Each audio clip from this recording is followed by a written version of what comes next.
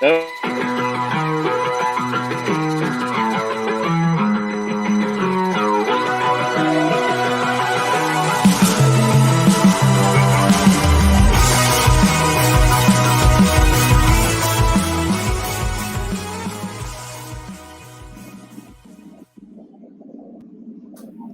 afternoon once again, and welcome everybody to At the Book, a special Friday edition live from Las Vegas outside the NFL draft. We are here at Caesars Palace, myself and Jim Derry.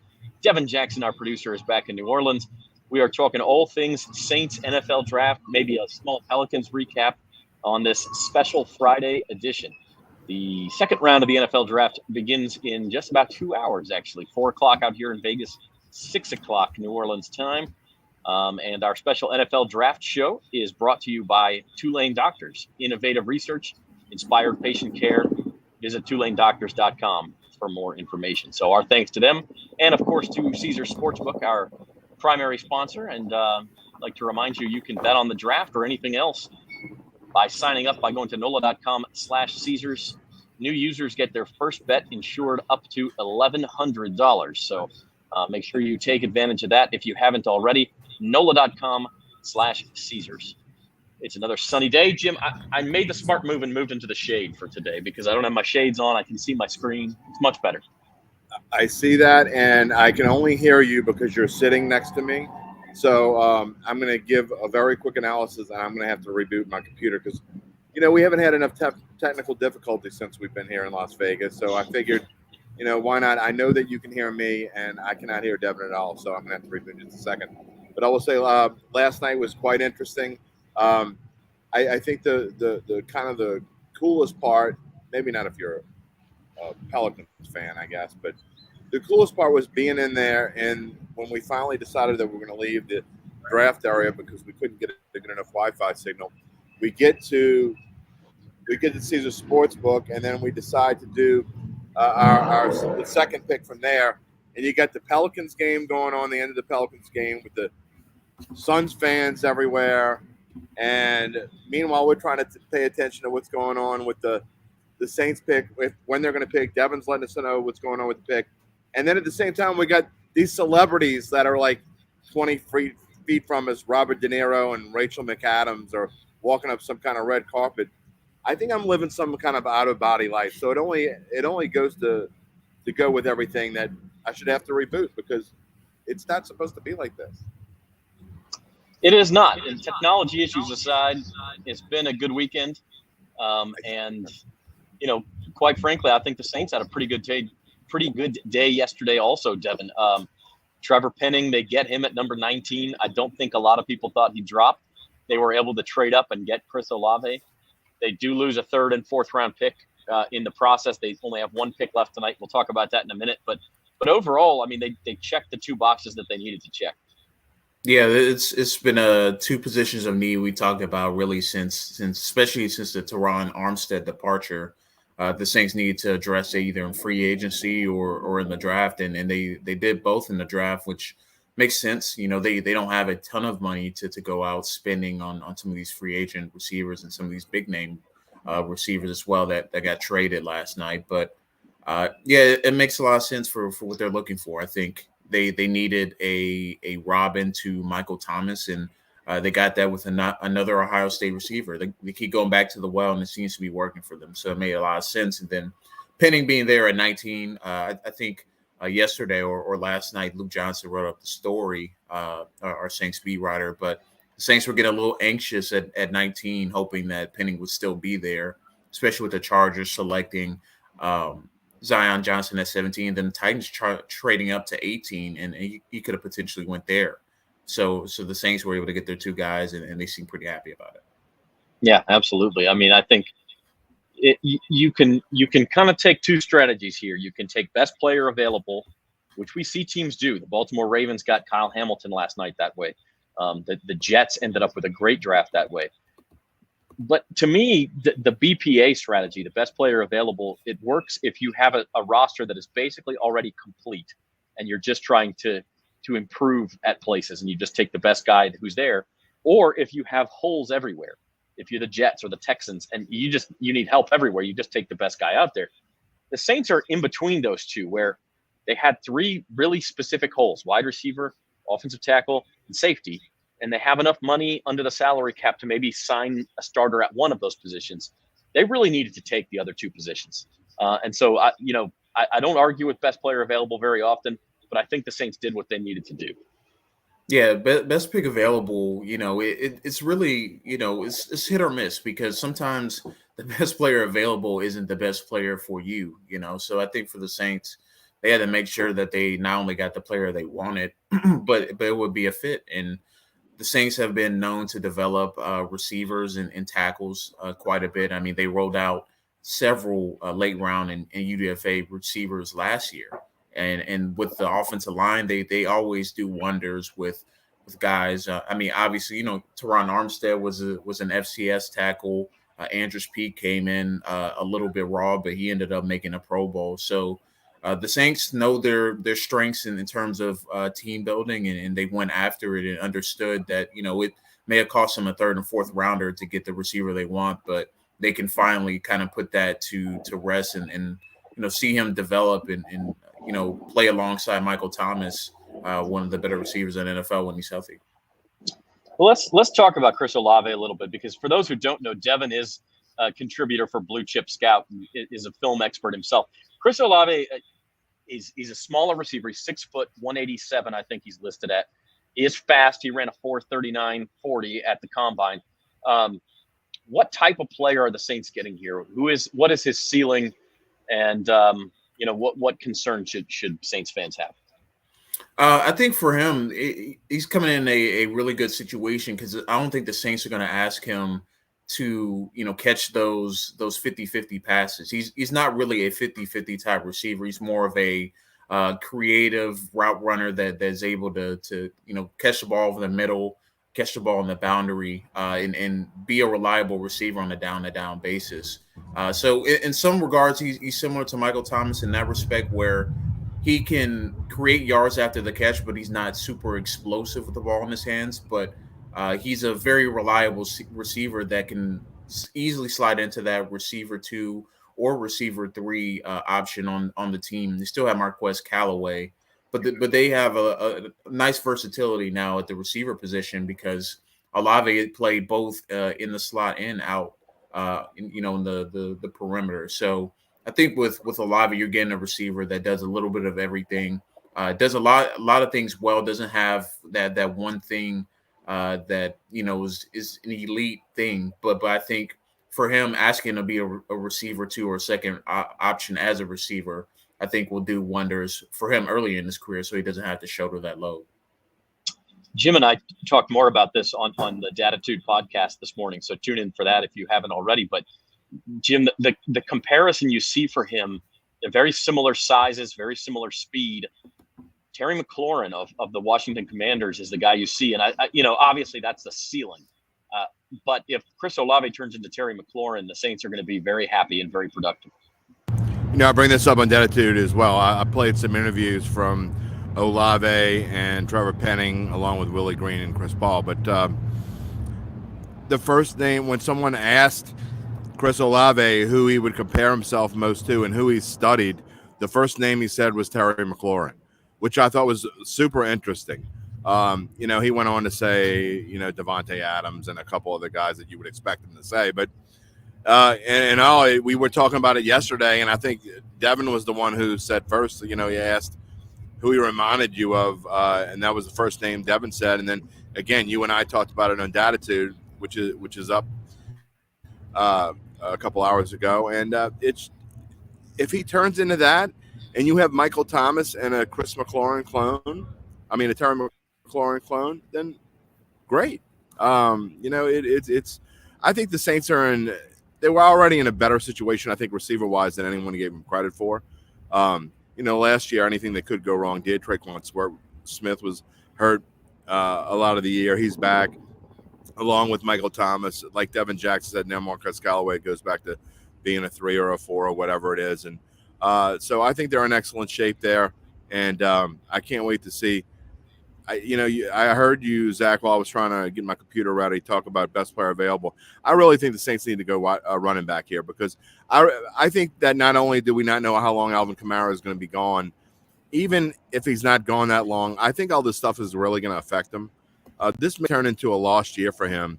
And not only that, he's getting up in age as far as running backs go. When running backs hit 30, they start seeing decline for the most part. And he's 29 this year, I think. So I think the Saints really need to get a running back. Besides that, you have Mark Ingram, who's just about done. And I think that is probably their most pressing need. You can say safety. I understand that, but I think quietly behind the scenes, I think running backs, they're really their most pressing need at the moment. Yeah, it's interesting because there are a couple of running backs, and that's a good segue to get into round two. There are a couple of running backs available, and would bring up, this is NFL Network Daniel Jeremiah's best available on day 2 in order. And so the top of this list is a couple of guys who, quite frankly, it was a surprise they didn't go last night. Nakobe Dean, the Georgia linebacker, Malik Willis, the Liberty quarterback, probably going to go ahead and go early before the Saints pick at 49. That's the 17th pick of the day, by the way, is number 49. So probably a lot of these guys will be gone, but you do see 2 running backs there. Breece Hall of Iowa State, Kenneth Walker III of Michigan State. So it's possible one of those guys falls to 49. Yeah, I mean, not everyone's going to go, on day 2 of the draft, or early in the second round. So for the Saints, I think maybe a Breece Hall probably goes off the board first, or Kenneth Walker. I think one of those two probably go in the 30s, but there's a good chance that they slip to the 40s or 50s. And for the Saints, that'll be a really good situation. So we'll see what happens in terms of that. But there's going to be plenty of talent at 49. The Saints are in a good spot in the second round because there's a good chance that there's running back, safety of choice, or whoever they want is going to be there, and they won't have to trade up like they did yesterday. Jim, how much credence do you put in, this is sort of similar to best player available argument. People will say, they're 2 first-round picks were offensive players. They need to go get a defensive guy, especially because Dennis Allen is a defensive coach. No. Oh, you're muted. Yeah. Now you're good. None. I don't put any credence in that. I think that the whole best player available mentality is a bunch of BS anyway. Even the best teams in the league have needs. And this team has needs. And so I've never been one, unless it's like some supreme talent that slips, we don't know why he slipped as far as he did. And, you look at the Packers with Aaron Rodgers back in the Brett Favre days. I don't think they intended to take Aaron Rodgers, just had to slip to like pick number 20 or whatever. You look at Randy Moss, that the Vikings, lucked out at, I guess. And Randy Moss goes, I think 18 or 19, somewhere along those lines. I don't believe in best player available. I think unless, I think you need to go for what your needs are. And you need, especially a guy that can contribute right away. And I think that's running back. And so unless one of those guys is gone, and I think Kenneth Walker, there's a chance he's still there. And I think he would be a perfect fit for this team.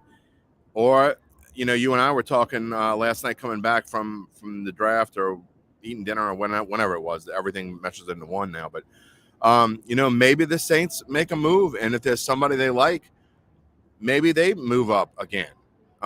We've seen them move up twice in the same draft before. So that's not out of the realm of the possibility. Mickey Loomis loves making trades during draft time. I think it's like he looks at it as like a game almost. And so it wouldn't surprise me at all if the Saints traded up with someone, moved up 10 or 12 spots, and got one of the running backs they want. Well, I mean, yeah, it was just 2 years ago. Devin and I were talking about this just before we went on the air. As it's Poppy 504. How you doing? Who dat? Look, Zach Bond, they wanted him. They didn't have a pick where they could get him. They traded every other pick they had in that 2020 draft to go up and get it. That's who they wanted. Mickey Loomis, Jeff Ireland, they will do that if they have a guy they want. And so if Breece Hall is that guy, they'll package 49 with 161 and whatever other picks they have left to go get him at 41 or whatever the case might be. they're not afraid to do that, and they know they trust their scouting enough to where they'll fill in the margins for training camp bodies with undrafted free agents. They're not too worried about those 6th and 7th round picks. It's just easier, Zach, to get. I think it's easier to get a safety right now in free agency. Not necessarily every year, but I think this year it's easier to get a safety in free agency than it's going to be to get a running back. And really, at this point in time, like I said, if I thought Alvin Kamara was going to come back and only miss 4 games and he'd be fine and it's all over and everything's fine, then I'd say maybe not. You get a free agent and running back that's just going to tie you over. But I'm talking about getting a running back that's going to be with this franchise for 7-8 years and be a big part of this team, not somebody that's just going to be a fill-in. That's kind of what they need right now. So that's why I'm suggesting they go running back now. Yeah, and it absolutely could be. We'll talk at the end of the show. We'll make our predictions for what the Saints do, but let's take a look at sort of the draft as a whole right now. Here are some draft position over-unders. A lot of it are off the board at Caesars now, Caesars Sportsbook, but you can still bet some of these over-unders. And the interesting one to me, and I put it in best bets today, look at Logan Hall at the top of that list, 33.5. I mean, the first pick today is 33. So they're basically saying the under there, the under is the first number listed. That means they think he'll go sooner than 33.5. There is a much better than 50-50 chance that the Tampa Bay Buccaneers take Logan Hall to begin day 2. If yesterday taught us anything, Jim, it's that you gotta follow where the odds are leading you. Yeah, if I could bet on my phone right now, which I can't because we're in Nevada and it won't let us, I would 100% go put $160 down on Logan Hall being the first pick today. Because, again, we found out yesterday they know something we don't know. Somebody on the inside, somebody in the Bucs team has told them they know. So that's, yeah, I'd definitely go bet that if I could. Secondly, all the stuff we talked about running back, one thing that would not shock me at all is if the Saints like a Matt Corral or someone along those lines and decide to take a quarterback at that. That's the only spot I could see them taking a quarterback is if they feel like Matt Corral could be a franchise-changing quarterback. You could let him come and learn under Jameis Winston for a couple years, and I don't think he would start right away. You wouldn't need him to start right away. You come and learn under Jameis Winston and Andy Dalton, this veteran group of quarterbacks. And so, Devin and I both predicted they wouldn't draft a quarterback, and I still don't think they will, but it would not surprise me at all if Matt Corral, again, I think that's the only quarterback, that's just my opinion, I think that's the only quarterback the Saints would be interested in and could bring him in there. Devin, what are your thoughts on that? Who is the quarterback the Saints should target or could target? Yeah, this one's a tough one because I feel like, they might have their pick of the litter at 49 in terms of who's there. So me personally, depending on the route they're going, I would say I would kind of lean towards Desmond Ridder if they do take a quarterback. I think Matt Corral would be if he fell to like the 3rd round and the Saints decide to go running back, if he continues to fall, maybe they go ahead and just make that selection. But I think Desmond Ridder is probably a guy they would look at. Malik Willis, maybe. I don't know where he goes. There's odds that he might go early in the 2nd round after Logan Hall at the Giants or Vikings. So I think probably Ridder might be there when they pick or Corral. But I think ultimately they're going to go a skill position at safety or running back in the 2nd round. But if they do select quarterback, I think if it was Corral, it would be somewhere in the 3rd, and they would have to trade back up to get him because he keeps falling. But if they're both there, I would assume Ridder might be the pick over Corral. Yeah, it's interesting because Malik Willis, if you look at those odds, is the only guy who the odds say is going to be off the board by 49. In fact, he's not even listed anymore. He's going to go early in the 2nd round. But Matt Corral, 58.5, Sam Howell, 59.5. Desmond Ridder wasn't listed, but he may be gone by 49, but he may also still be there. I don't know. It is interesting. I would say this too, Zach. Let me add real quick that I think that Desmond Ridder also is a fit for this team. So I like Matt Corral because I think he's dynamic enough to come in and kind of be a different kind of quarterback, one that can do things that other guys can't do. But at the same time, Desmond Ridder maybe fits the Saints system a little bit better as a pocket passer, a guy that to me is a cerebral kind of quarterback. Is a guy that in this level could be super accurate. So I think Desmond Ridder certainly fits the Saints profile, and it wouldn't surprise me if they took him either. So I'll add him to my list of two quarterback potentially. Again, I still don't think they're going to do that. I don't think they're going to draft a quarterback at all. But if they were, this would be the time to do it, because really there's a huge gap between the top 4 quarterbacks. It's not like a lot of drafts where, you know, there might be 10 quarterbacks and they're kind of sprinkled through, or 12 quarterbacks that can make it. I think this year there are like those 4 quarterbacks that we talk about, and then there's a huge drop off, and no one else is NFL ready. Yeah, I just feel like a quarterback pick is a little bit of a waste, even at this point. We'll see. I mean, unless they really like a guy. But by the way, in the safety discussion, it's Poppy says definitely sign Tyrann Mathieu. There does happen to be a guy who's a New Orleans native who says he wants to come back, who's been an All-Pro. I mean, there is a ready-made solution at safety if they want to use the cap space to do that. We'll see. I mean, I guess that maybe they're waiting till after the draft to see what they end up with, and if there's a safety prospect that they love, and could get them on a pretty cheap deal compared to what Matthew may be asking. I think we'll see after the draft. But to me, I think they're probably zeroing in on running back or safety at this point. But we'll see. I mean, they could certainly, if there's another player elsewhere in a different position that they do love, they certainly could take it, or they could dip back into the receiver market, since there are plenty of depth on day 2 and day 3 of the draft at the receiver position. Yeah. You're watching At the Book here live from Las Vegas at the NFL Draft, brought to you by Caesars Sportsbook and Tulane Doctors here on bet.nola.com. Zach Ewing, Jim Derry with you from Las Vegas. Devin Jackson, our producer, is back in New Orleans. Let's spend just a couple minutes on the Pelicans, guys, before we get going here. The Pelicans, look, it's all good vibes right now, right? I mean, you can't they lost to the Suns. They won a couple of games in the series. They did better than anybody could have expected them to do. They're going to get Zion Williamson back next year. I mean, it's all good vibes. And that just, I think you just hope the bottom doesn't fall out at some point before next season. But right now it's a good time to be a Pelicans fan. It is. It's interesting. I talked about it on Datitude this morning. One of my lead points was I had a friend on Twitter who was a little peeved because, Fox 8 and a lot of others, I think, followed suit. And actually, we have certainly been in the group of, we're doing all this stuff on Saints and NFL Draft.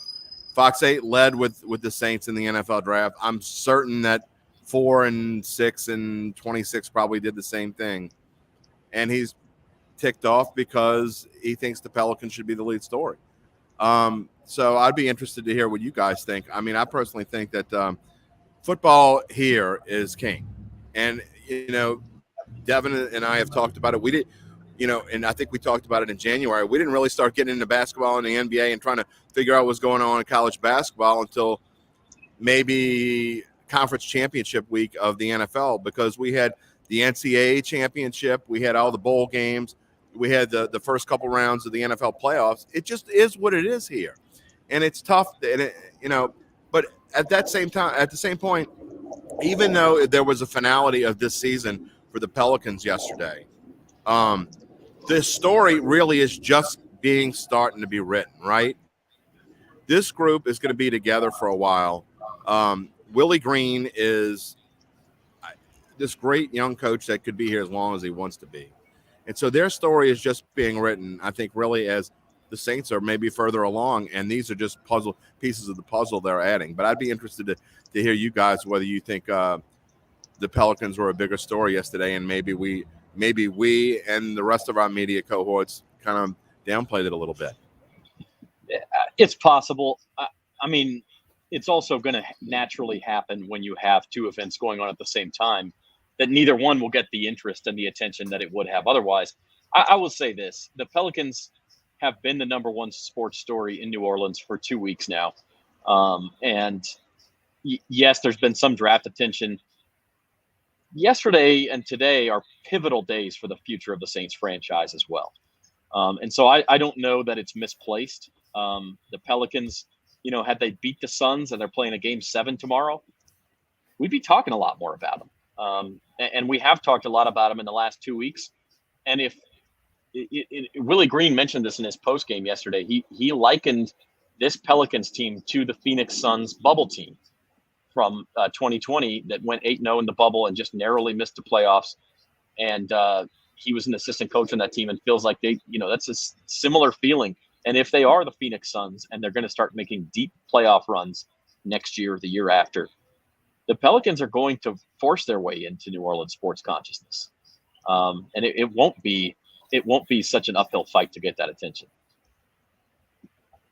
Yeah, I think for the Pelicans, what the tough part is that they've had good seasons before where they made past the first round. The thing is, the consistency was not there because the next season they wouldn't make it. So I think what's tough about covering the Pelicans is like we've seen like success like in small spurts with them, but we haven't seen it sustained. So I think it's tough to on a night like yesterday, the Saints are going through a transition period, kind of like the Pelicans are. There's a new head coach for the Saints, the first time in a while. The Saints have 2 first-round picks the first time in over 10, 11 years. So, it's tough to, kind of make that the lead story of Pelicans when, the Saints have won a championship here and have made deep playoff runs. But for the Pelicans, I think even though they weren't the lead story, they were still the second or third story people were talking about, which is a much more of an improvement to what they were 3, 4, or 5 months ago when they were, 10, 12, 15 games under 500. Yeah, absolutely. Absolutely. So the NBA playoffs roll on without the Pelicans, but a great season for them. Let's go ahead and wrap things up here. NFL Draft Round 2 starting in about an hour and a half, just from across the Las Vegas Strip down there behind the Flamingo Hotel is where they'll make the picks. Cam Jordan, by the way, is in town. He's making the Saints' second-round pick. He is the celebrity here to make the Saints pick. So we'll see if we run into Cam. Maybe we will. Jim and I will be back tonight, and Devin, after the Saints make their pick at number 49 for some quick analysis. Or so maybe before. Maybe before. Could be. Hit us up live on Facebook, on the bet.nola.com Facebook page and the nola.com Facebook page. And we'll give you some live analysis of that second-round pick or whatever it is that they do. And so now before we go, I want 2 things from each of you guys. One is your official prediction for who the Saints take in the second round. And number 2, sort of an off-the-wall prediction. If they don't go with who you predict, who's somebody on that board you could see them taking? Get a muffler, dude. Who's somebody you can see them taking that we haven't talked about, that we haven't expected? So, Devin, why don't you go first? What's your official prediction? So I think the Saints do go with safety here in the second round. I think they target a Jaquan Brisker from Penn State or Jalen Petrie from Baylor, 2 guys that played a little bit of everything. I know they have Marcus May that they signed, but they kind of need more of that guy that can come up and be more of a run stopper and kind of run the alley and be that physical presence that Malcolm Jenkins left behind with retirement. So I think the Saints go safety here, and I think they go Jaquan Brisker or Jalen Petrie. Oh, you got to pick one. If Jalen Petrie's there, I think they take Petrie. Okay. You stole mine, but that's all right. I'm going to go last now. Okay. All right, Devin. How about an off-the-wall, something crazy that you could see the Saints doing tonight? Take another receiver. I think that would be a little bit far-fetched, but at the same time, if they want to continue to bring weapons in for Jameis Winston and moving forward in the franchise, I think with how good this receiver class is, you might as well bring in another one. All right. Jim Derry, your official prediction for pick number 49, or whenever it is. I don't think they're going defense, but Jalen Petrie would be a great selection. I told you that I thought he kind of fit in with Bill Belichick's mold. That was my mock pick for the New England Patriots, and they certainly went off the wall with their pick. A guard from Chattanooga that I had never heard of, that most people thought was going to go in the third round. But whatever, Bill Belichick wins. You can't debate what he does. All right, I am going to kind of have a little surprise with where I think they're going to go with the two top guys being gone. I think by the Saints pick, because I don't think they're going to trade up and make any moves. I don't think they'll make any more trades in this draft. If they do, it doesn't surprise me. But I'm going to say Isaiah Spiller of Texas A&M. I really like him a lot, and this is not because I like him. I think the Saints really – I think they're going to want to go running back here. I really do. I think they're going to – because I do think they're going to go safety in free agency. I think they're going to find a way to get Tyrann Mathieu to come in. That's just a gut feeling. So I am going to say Isaiah Spiller of Texas A&M. And my off-the-wall pick is kind of what I told you already. I think they're going to – if they're going to go off the wall, I think it's going to be Matt Corral, and a guy that they can put and make NFL ready within the next couple years. They don't have to rush him. I know it would make things tense with Jameis Winston and probably not make for the best situation. But then again, competition brings out the best in some people, and Jameis could use it as a platform towards getting a big contract elsewhere. We've seen other quarterbacks do it. So I don't think it would hurt the situation at all. I think it would help the Saints in the long run. I personally wouldn't mind seeing it. I was gonna say Jalen Petrie is my pick, and so since Devin took that, I'm working on coming up with somebody else. How about the guy I rambled on as long as I could ramble. Yeah, I know, and I'm still struggling a little bit. But how about this? What about Bernard Raymond? We talked about him. He's a German offensive tackle from Central Michigan. Could they double up on offensive tackles? Absolutely. If Trevor Penning doesn't quite work out, you let the two battle for that left tackle spot in training camp, and you have two chances. I know this is your pick, Zach, so I will say this about that kid. That kid was supposed to be a first-round pick in a lot of mock drafts. I bet on him to be under 38.5, which is his line. And it was in his line in Caesars. If they can find a way to pull that off, I think that would be a fantastic move. And I know some people would have a problem with taking two tackles, but you can never have as we saw last year and many other years, you can never have enough depth on the offensive line, especially quality depth. Now that they lost Will Clapp as well. And Raymond is one of these guys too, who's a big, strong body, and you could potentially coach him into a guard as well. And so it's just offensive line depth, and I like that pick. And so I'll say that. And for my off-the-wall prediction, this is truly off the wall. So we had a Baton Rouge native go number 3 yesterday in Derek Stingley. We haven't talked about that. Congratulations to the Stingley family. Number 3 pick to the Houston Texans. You can argue whether it was the best fit for the Texans.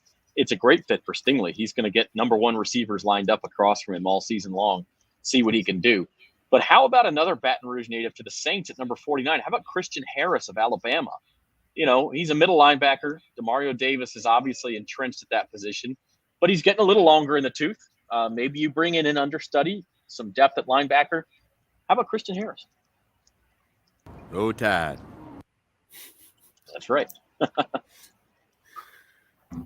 Yeah, I think Christian Harris he'll be a really good pick. I think he's probably obviously not gonna play right away. I think he can improve a little bit with his eyes, but can't rule that out. I know the Saints have dipped into the linebacker pool quite a bit over the last couple of years, but you can never have too many linebackers either. Zach Bond hasn't really panned out the way they thought, so maybe they're looking for his replacement.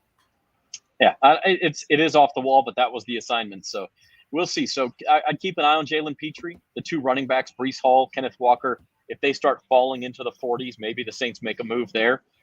Could it be John Mechie, another receiver? Could it be Bernard Raymond, another tackle? I think all those things are possibilities. The longer the draft goes on, the harder it is to predict, right? Yeah, you just never know who's going to trade up and get these players. Yesterday was a perfect example. I mean, there were guys or teams trading up that you would have never expected because there were guys there that you wouldn't have expected to be there. So the Jets are a perfect example. They had 2 first-round picks in the top 10 and then got up and got Jermaine Johnson when he fell to 26, I should say. Who'd have thunk that the Jets might end up having the best draft? When's the last time you said the Jets had the best anything? Yeah, it's been a long time, man. But the Jets and Giants both killed it yesterday. We'll see if that keeps up. mean, the only thing they've ever had is the best butt fumble. They had the best team in 1969. Not really. Joe Namath just got really super lucky. But Man. I guess you were 16 there. point so you would know. underdog. Yeah. Well, I was born. I was one. I was probably watching it on my dad's lap. All right. Okay. Well, this has been At the Book from the NFL Draft. We're happy y'all could join us this weekend. We're happy to be here in Las Vegas, and we will wrap it up with some live videos tonight. Just a reminder, we're brought to you this weekend by Tulane Doctors, innovative research, inspired patient care. Visit TulaneDoctors.com for more information. We encourage you to do that and support our sponsors. And Caesars Sportsbook, of course. Check out NOLA.com/Caesars. If you'd like to get in on the action, you can play some NFL draft bets tonight, NBA playoff bets, of course, baseball season in full swing. And we'll be with you every step of the way. Starting tonight, a live video around the time the Saints pick. We'll probably start it just before they pick, or if they trade up like they did last night, we'll scramble and get it up as soon as we can. So for Devin Jackson and Jim Derry, I'm Zach Ewing. This has been At the Book, everybody.